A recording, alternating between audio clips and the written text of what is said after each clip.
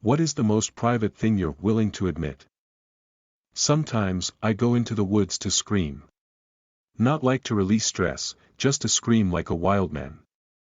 Have you ever recognized yourself in one of those AskReddit scary camping in the woods stories? This made me laugh way too hard. This log cabin they're describing sounds strangely familiar. This is gonna sound really weird, but I've become homeless 3 separate times, and each time it's like my mind just switches into survival mode and it feels awesome. Don't get me wrong, being homeless for a prolonged period of time is not very fun at all, but there's something so exhilarating about the first week or two after hitting the streets that just feels like you finally have total control and freedom over your life. Maybe I'm just a nut job. When I was 20, I went primitive camping in a state park. I was meant to stay 3 days, but day 4, then 5, then I just never went home. I spent 5 months just moving around my camp and trying to stay undisturbed and undetected. I still went to work, just went home to a tent in the woods. It's been over 20 years, and I long for it every day. I have a therapist in my head I regularly talk to. Where to start? The fact that my husband only stayed with me BC I had cancer, he doesn't want to look like the bad guy for leaving while I fight for my life. Or the fact that I hope the cancer is back so he doesn't leave. I envy people with functional families. First time I saw a functional family I was stunned. I'm beginning to hate all of the things that used to define me. I'm just getting colder and colder and I don't feel bad for it, I'm just nostalgic for my old self. I almost shit myself on my first date while walking home with them because the food didn't agree with me. I barely made it to the toilet. I'm pretending to have my life together, but secretly I'm always on the edge of a breakdown. I hold on by my fingernails for the sake of my family because I love them to pieces. I hope they never realize I'm one step from disaster. I'm a high-functioning alcoholic. Get help soon. It doesn't last forever. Drank every day for 15 years, would drink a pint of vodka before work and be just peachy. Then one day everything changed and I haven't been the same since. Been in and out of recovery for 10 years now. Now I'm divorced, lost my house, no custody of my kids, broke, no vehicle, and live with my parents. Detox after so long is not only terribly uncomfortable, but deadly. Good luck. I just want to leave my life behind and start over somewhere. Not telling my friends and family anything. Just leave. I can't forgive my mom for allowing my stepfather to molest me as a small child, 4 to 9 years old. It went on for years, she ignored it, she doesn't take any responsibility for the struggles I've had to go through because of it. She thinks I'm a failure even though I'm doing really well for myself, all things considered. Recovering addict, thanks to hard work, the right partner and lots of education, I have a healthy marriage and sex life, but it was so hard. Harder than it had any right to be. I don't think I'll ever be able to forgive her. I really wonder what my life would have been like. I have no goals.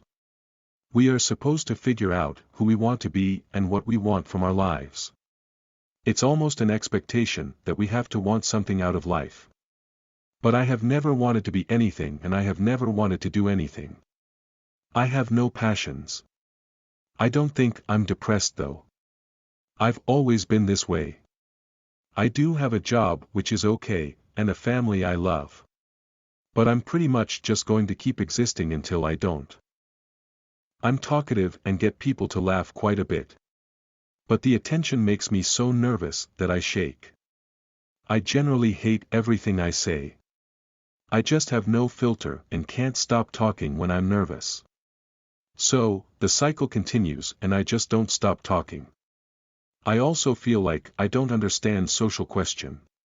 It's always embarrassing when I think about it later. I'm an extreme overthinker. Like my girlfriend won't open a message of mine for a few hours and I'll be fully in my head thinking of all the bad things that could be happening. Or I'll show up late to work and I'll be terrified that I'm going to be fired for the whole day. I never act on those thoughts because I always have that little bit of sanity telling me that I'm overthinking, but it's still there and it ucken sucks. I am still in love with someone who destroyed a piece of my soul last year. I was dumped 2.5 years ago and I still have love for the person even though it absolutely destroyed me. You're not alone, it's part of love. Same, at this point I'm just working on accepting that I'll love this person for the rest of my life. Oh well. I am fake 90% of the time, especially around friends and at work. I pretend to be happy, funny, silly, and like I'm okay. I am deeply not okay and crave being alone because it's the only time I can take the mask off. I am who I wish I actually was around other people. But it's not real. I want to stop talking to my friend of 16 years.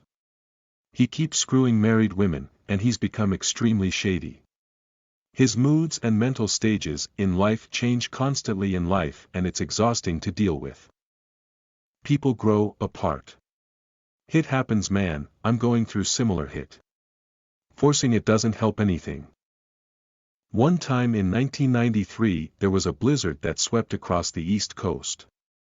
We were out of school for at least 3 weeks, this was around the time I discovered masturbation. Anyway, I was stuck inside for 3 weeks and my bedroom door didn't lock so I couldn't risk it and I didn't even think about doing it in the shower anymore as I knew I couldn't handle that kind of guilt again. One day, I got an overwhelming urge and decided to layer up and head out into the wild because I was going insane. I reached the woods behind my house and slid down into a ditch. I already knew what I was about to do and couldn't believe I was actually going through with it. I started making the shape of a woman out of snow on the ground. I gave her some nice curves and some boobs. Well, this was it. My big chance, the moment I was preparing for. I unzipped and got busy. It only took about 30 seconds, and that was it. I stood up, zipped my pants and brushed her away as if it never happened. I walked back home and went into my room and just listened to Counting Crows or something like I didn't just have sex with a snowman. I shot and killed someone in a home invasion situation. Even though it was a justified shooting, the guilt is there every day. I'm tired of being alone. This feeling only finally hit me last year. Always kinda hoped something would spontaneously happen out of nowhere, when I least expect it, still waiting. I hate everything about myself physically. I either don't look directly at my reflection or make sure the lighting is very low when I'm combing my hair in the mirror or something because I hate how I look. I'm a 33 going on 34 virgin who has never kissed or even been on a date. Despite the stereotype, I'm not obese, I don't play video games, nor do I hate women or subscribe to any extreme ideology. I try to take care of myself and I have a professional life where I try to do well and from what I observe people like me around. I was just a really lame class clown throughout high school, then I went to college, which was so close to where I lived I could go there from my parents' house so there was no incentive for me to move out or develop actual social life. Strict parenting didn't help. I was never invited to parties, whether in high school or college, and did not have friends, just people I hung out with at school, and by the time I entered college I was too embarrassed of my inexperience to even try dating. Why would a woman teach me all the basic stuff? What's in it for her? Is what I started thinking around the age of 19 and what I kept telling myself for the last 15 years. At some point I just started drifting through life and never stopped. I fantasize about getting injured so people will pay attention to my wants and needs. I think it's a side effect of my wants being ignored for the past while. I'm a middle-aged mom who will sneak to Target and buy toys for myself, like dolls, not collectibles, just toys. I hide them from my husband and just basically look at them when I'm alone. I think it's because I grew up poor and didn't have much, so now that I'm making okay money, I'm spending it on random stuff in secret and I feel incredibly weird and guilty because of it. Most of the time I want to be alone. But I often would like company, but my friends are often with other friends so I often just leave everyone alone and be lonely for hours on Discord. How much I hate my friends for not being there for me the way I have always been there for them. If they were, life would be far different. I don't want to kill myself, but I also don't want to live. I've been there. It's hard to die accidentally on purpose.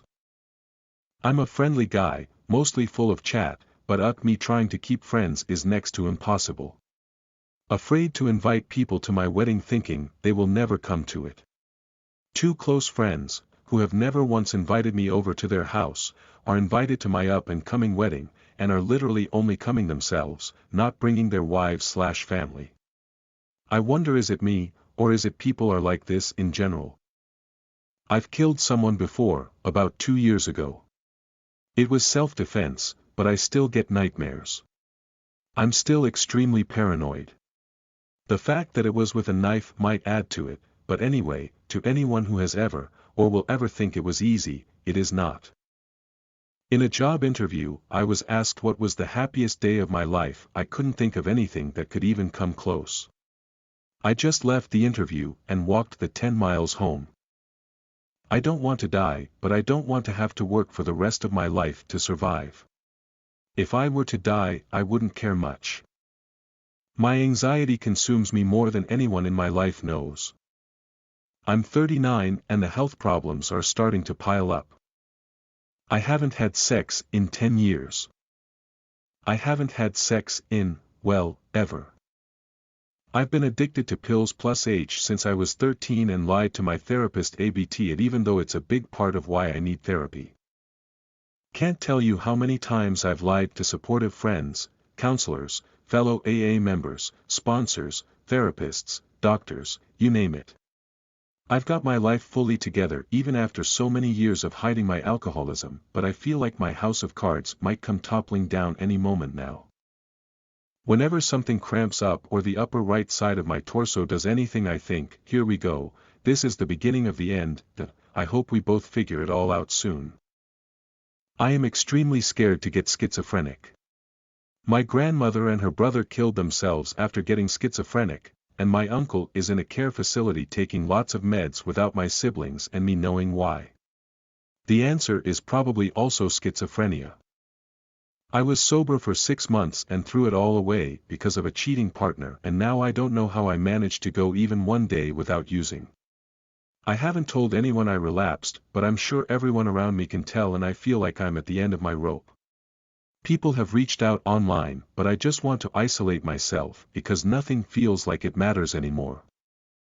I pretended to be stupider than I actually am so my parents didn't pressure me academically. Now they don't believe I am capable of doing anything. I have complex PTSD. Now that I have most trauma responses identified and under control, life is much better. However, no amount of therapy or support groups or meds has made the intrusive thoughts go away. Not a day goes by without unwelcome thoughts of terrible things happening to me and the people I love.